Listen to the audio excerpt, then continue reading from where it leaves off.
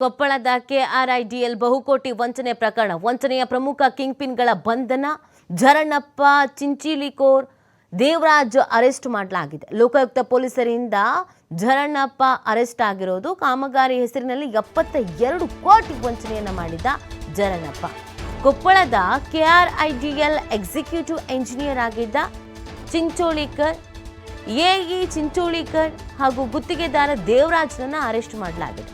Bengaluru Lokayukta DYSP Mallikarjun ಚುಕ್ಕಿ ಅವರಿಂದ ಇಬ್ಬರನ್ನ ಬಂಧಿಸಲಾಗಿದೆ. ಕೊಪ್ಪಳ ಜಿಲ್ಲೆಯ ಹಲವೆಡೆ ಕಾಮಗಾರಿ ಮಾಡದೆ ಬಿಲ್ ಅನ್ನ ಮಾಡಲಾಗಿತ್ತು.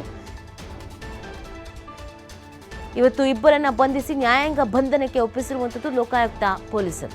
ಕಾಮಗಾರಿ ಹೆಸರಿನಲ್ಲಿ 72 ಕೋಟಿ ಒಂದೆರಡಲ್ಲ 72 ಕೋಟಿಯನ್ನ ವಂಚನೆ ಮಾಡಲಾಗಿದೆ. ಇದೀಗ ಅರೆಸ್ಟ್ ಮಾಡಲಾಗಿದೆ. ನೋಡಿ, ಇದು ಕೊಪ್ಪಳದ ಕೆಆರ್ಐಡಿಎಲ್ ಬಹುಕೋಟಿ ವಂಚನೆಯ ಪ್ರಕರಣ. ವಂಚನೆಯ ಪ್ರಮುಖ ಕಿಂಗ್ಪಿನ್ಗಳನ್ನು ಬಂಧಿಸುವಲ್ಲಿ ಯಶಸ್ವಿಯಾಗಲಾಗಿದೆ. ಝರಣಪ್ಪ ಚಿಂಚೋಳಿಕರ್ ದೇವರಾಜ್ನನ್ನ ಅರೆಸ್ಟ್ ಮಾಡಲಾಗಿದೆ. ಲೋಕಾಯುಕ್ತ ಪೊಲೀಸರಿಂದ ಝರಣಪ್ಪನನ್ನ ಅರೆಸ್ಟ್ ಮಾಡಿರೋದು. ಕಾಮಗಾರಿ ಹೆಸರಿನಲ್ಲಿ 72 ಕೋಟಿ ವಂಚನೆಯನ್ನ ಮಾಡಿದ್ರು ಅನ್ನೋದು ಗೊತ್ತಾಗ್ತಾ ಇದೆ.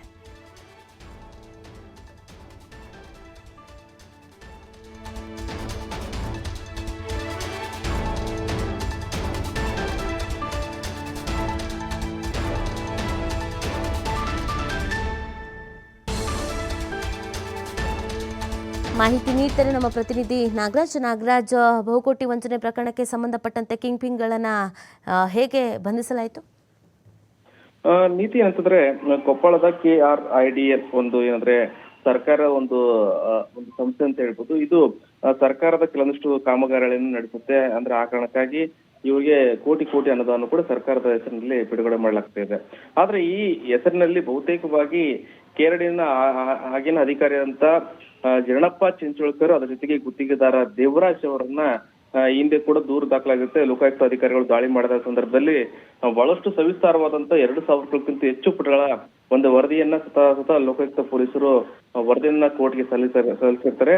ಇದರ ಅನ್ವಯ ಇದೀಗ ಸರಿಸುಮಾರು 72 ಕೋಟಿ ರೂಪಾಯಿಯನ್ನ ಕಾಮಗಾರಿಗಳನ್ನು ನಡೆಸದೆ ಬಿಲ್ ಅನ್ನ ಎತ್ತುವಳಿ ಮಾಡಿದ್ದಾರೆ ಅಂತೇಳಿ ಆರೋಪ ಕೇಳಿ ಬಂದಿರ್ತದ್ದು. ಅದು ಆರೋಪ ಕೂಡ ಇದೀಗ ಸಾಬೀತಾಗಿರುತ್ತದೆ. ಈ ಕಾರಣಕ್ಕಾಗಿ ಬೆಂಗಳೂರಿನ ಲೋಕಾಯುಕ್ತ ಪೊಲೀಸರು ಇದೀಗ ಈ ಹಿಂದಿನ ಅಧಿಕಾರಿ ಆದಂತ ಝರಣಪ್ಪ ಚಿಂಚೋಳಿಕರ್ ಸೇರಿದಂತೆ ಗುತ್ತಿಗೆದಾರಂತ ದೇವರಾಜ್ ಅವರು ಕೂಡ ಇವತ್ತು ಇಬ್ಬರನ್ನು ಬಂಧನ ಮಾಡಿ ನ್ಯಾಯಾಂಗ ಬಂಧನಕ್ಕೆ ಒಪ್ಪಿಸಲಾಗಿರುತ್ತದೆ. ಒಟ್ಟಾರೆ ಅಂತಂದ್ರೆ ಬಹುಕೋಟಿ ವೆಚ್ಚದ ಸರಿಸುಮಾರು 72 ಕೋಟಿ ವೆಚ್ಚದ ಒಂದು ಕಾಮಗಾರಿ ಆಗಿರುತ್ತೆ. ಅದ ಕಾಮಗಾರಿ ಯಾವುದೇ ರೀತಿ ಕಾಮಗಾರಿ ಮಾಡಿಲ್ಲ. ಆದ್ರೆ 72 ಕೋಟಿ ರೂಪಾಯಿನ ಗೊಳು ಮಾಡುವಂತ ಅಧಿಕಾರಿಗಳಿಗೆ ಲೋಕಾಯುಕ್ತ ಅಧಿಕಾರಿಗಳು ದಾಳಿ ಮಾಡಿ ಸಮಗ್ರವಾದಂತ ವರದಿ ಜೊತೆಗೆ ಏನಂದ್ರೆ ಆ ದಾಖಲೆಗಳನ್ನು ಸಂಗ್ರಹಣೆ ಮಾಡಿ ಕೋರ್ಟ್ಗೆ ಸಬ್ಮಿಟ್ ಮಾಡಿದ್ದು. ಈಗ ಆರೋಪ ಸಾಬೀತಾದ ಮೇಲೆ ಇಬ್ಬರನ್ನು ಕೂಡ ಲೋಕಾಯುಕ್ತ ಪೊಲೀಸರು ಬಂಧನ ಮಾಡಿರುತ್ತದೆ. ನೀತಿ.